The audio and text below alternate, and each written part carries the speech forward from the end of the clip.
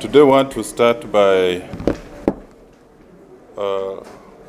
welcoming the upgrading of some of the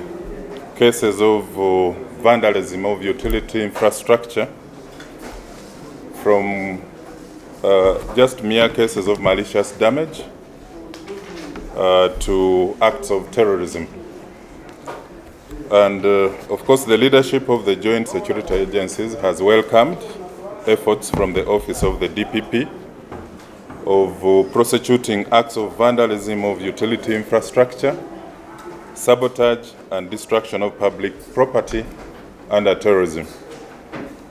You are all aware that critical infrastructure acts as the life support system of our everyday existence. Right now, our country has a highly complex and sophisticated system of electricity infrastructure and other utility infrastructure that all Ugandans and visitors in the country rely on for their health, safety, security, and economic well-being. Therefore, any attack or destruction of a single point of our critical infrastructure could lead to disruptions or distractions that could harm the community and the country at large. So it is against this background that last week our police in Mbarara City managed to charge 5 suspects who are involved in a racket of vandalism of electricity at Coconut Lodge in Kabateri Nasel, Nyamitiobora Ward, Kakoba Division. These were found in the process of transacting and selling vandalized electric wires stolen from Butangatu village in Isinjiro. And in the process, we managed to recover 500 meters of electricity wires and also impounded 2 motor vehicles, registration numbers UBD 498V, a Nissan pickup, and UBC 223A Toyota Wish. The suspects who were charged include Atusasire Richard, a 27-year-old electrician with the Polocom Technical Engineering Service in Kampala; Mwekambe Innocent, aged 24, a casual laborer with Polocom Technical Engineering Service; Mwine Mutaho Johnson, a technician with Umeme Uganda Limited Mbarara office; Tashobia Edgar, the driver; and Tumusime Samuel, aged 40 years. So, in the same vein,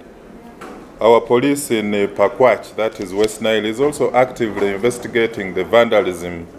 and theft of 7 backstay cable wires at Pajobi village, that is in Pakwach district. And so we have directed a lot of resources to try to ensure that we actually fight the vandalism of critical infrastructure in the country. Most of you may think that terrorism is just about